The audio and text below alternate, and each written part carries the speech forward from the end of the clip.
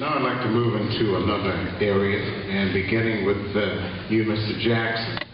The fastest growing population in the county are Hispanics. What are we doing, or are we doing enough to integrate these neighborhoods? And would you support additional funding for English as a second language and job training for these individuals? First of all, I would support additional job training for all citizens of Prince George's County. I think it's very important that we understand that, for 21 years, 24 years actually of my life, I fought for the civil liberties and civil rights of citizens of this county and this country. So what I'll say is this: under my leadership, there will be no group that will be marginalized. So we will make sure through my educational plan that everyone in this county gets a top-notch education here in Prince George's County, and we'll do whatever we need to do to make sure that we all move together to prosperity here in Prince George. Thank you. Yes, I would support programs to make sure that, one, that our citizens here can actually understand and participate not only in our education system, but social services. So that means English. Those who speak English as a second language, providing courses so we can integrate those folks so they can take advantage of the social services and education we have here. Two, job training. We've got to take advantage of job training for everyone. Our apprenticeship programs that we can offer in our high schools that can start our kids out, not in jobs, but careers. And so I would make sure that we provide that throughout the county. Thank you.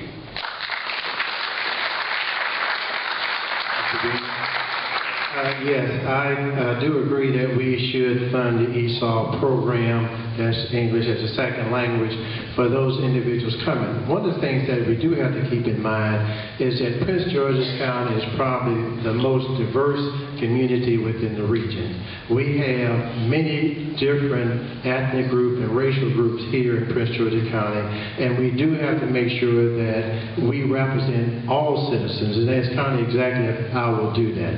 We don't want anyone to feel as though they're not accepted into this community, and so we will work very hard to make sure that that occurs. As an example, for our police force, we will recruit very heavily to bring in people to be on the police force that have use of a second language, so when we go into communities, those individuals will feel comfortable with the police. That's one of the issues that I know the Hispanic community is concerned with, is whether they will be picked up racial or ethnic profiling, and I will not allow that to happen in Prince George's County. Thank you. I will support both. One of the things I often say is that really Prince George's County, like the rest of the nation, we are a browning and graying society.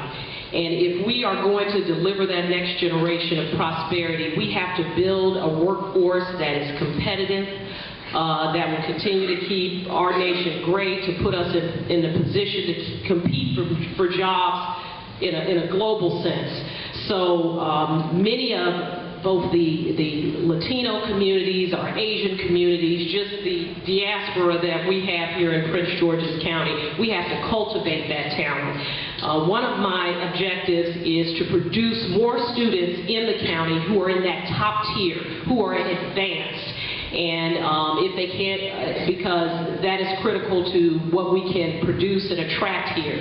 I have $1 million advanced math project going on in the county right now. It is focused on producing more students who are in that top tier. And if there are language barriers or other barriers, we have to break through that. Because it is critical, if we are going to be a competitive community, we have to produce the best and the brightest, and producing more students who are in that top tier. And it is really our Black and Hispanic students who are suffering from the greatest achievement gap. So we've got to make up that ground, and ESOL and other programs are a part of that.